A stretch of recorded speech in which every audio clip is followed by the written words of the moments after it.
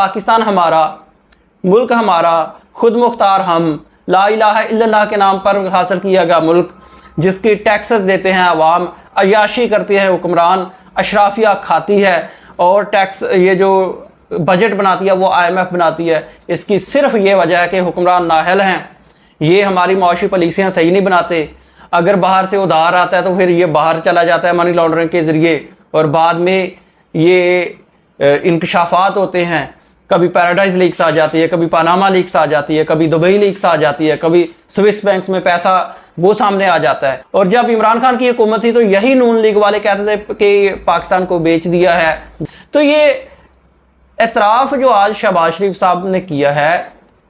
इसके बाद मैं आपको सूरत हाल बताऊं कि ये इनडायरेक्टली कह रहे हैं कि भाई हमारे बस की बात नहीं है, IMF जो हमें कहेगी हमने वही करना है, उतना ही टैक्स लगाना है, इसके अलावा